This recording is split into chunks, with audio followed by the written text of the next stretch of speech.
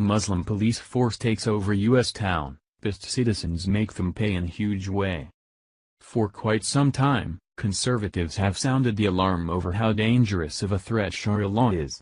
The American people have witnessed over the last several years, radical Muslims continue to infiltrate our country thanks to liberal politicians. These Muslims have spread across the United States in their attempts to take over the West, but thanks to the conservative right we have been able to stop many of their advances.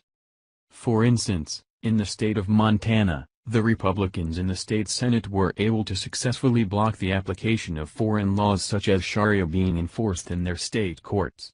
Also in Irving, Texas, Mayor Beth Van Duyne shut Muslims who attempted to implement Sharia law in her city.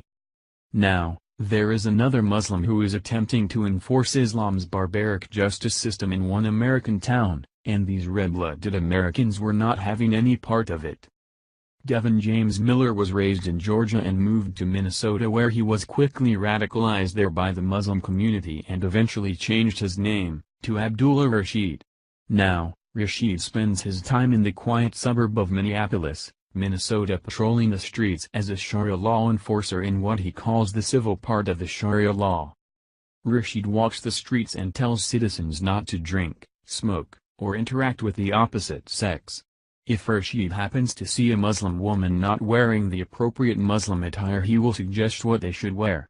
If that is not bad enough to hear about one of these men in America dictating what people can do, is that he is also recruiting more to join the ranks, and has been successful. Here is more from Star Tribune. Minneapolis police received reports in February from concerned residents who saw Rashid in a dark green uniform that said Muslim Defense Force and Religious Police and had two flags associated with ISIS and other terrorist groups. "We've had conversations with community members that live over there," said Officer Corey Schmidt, a police spokesman. "Sometimes it takes a little bit of time to deal with it, but it's something we've been monitoring." Jeff Van Nist, an FBI spokesman for Minneapolis, declined to comment. In a recent interview, Rashid said he aims to turn Cedar Riverside into a Sharia-controlled zone where Muslims are learning about the proper practices of Islam and that non-Muslims are asked to respect it. "People who don't know me would say I'm a terrorist," he said. "I'm someone who's dedicated to Islam and trying to help the community all ways I can." But the Islamic Institute of Minnesota issued a statement Wednesday saying Rashid does not in any way speak for the Islamic Institute of Minnesota or the Muslims in Minnesota. "We consider this matter as a dangerous precedent and a threat in our country and our way of life," the statement said. "We ask our law enforcement agencies to consider this grave matter to protect Minnesotans.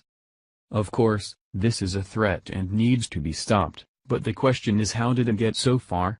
At first, Rashid said that he had the support of the local police department and that they have allowed him to patrol the streets.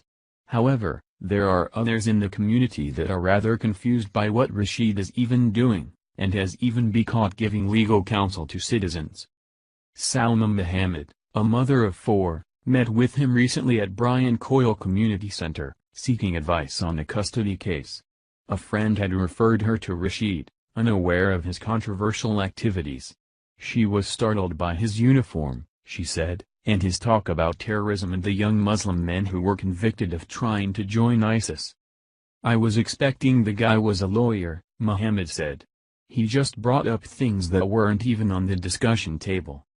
On his website, Rashid posted a video titled "Never Trust Non-Muslims" by Anwar al-Awlaki, leader of an al-Qaeda affiliate in Yemen, who was killed in a U.S. drone strike in 2011. And he had initially listed the Masjid Shafisi Cultural Center in Cedar Riverside address as his organization's headquarters. But the imam of that mosque, Abdi Ali, said it has nothing to do with Rashid's group. Ali said he plans to file a complaint with police. "We're against his ideas," Ali said. "We always encourage our community to be a part of the society." Of course, this sort of behavior has pissed off Americans and they have decided to voice their opinion and take back their city. After the article appeared on Star Tribune, these patriots had something to say about Rashid and his activities that may shut him down for good. Rashid needs to be deported to the Middle East if that is the sort of life he wants to lead. This is America, and in the land of the free, we do not have a third world religion tell us how to live. As Americans we are accommodating to all sorts of people in this great country of ours, but not if you are coming here to change us. It is really simple here in America, you assimilate to our culture or you can leave, but that's about it. Rashid and his Sharia law patrol might as well pack their bags leave since they are not welcome here. Thank you for watching this video. What do you think about this? Share this on Facebook and Twitter along with your comments.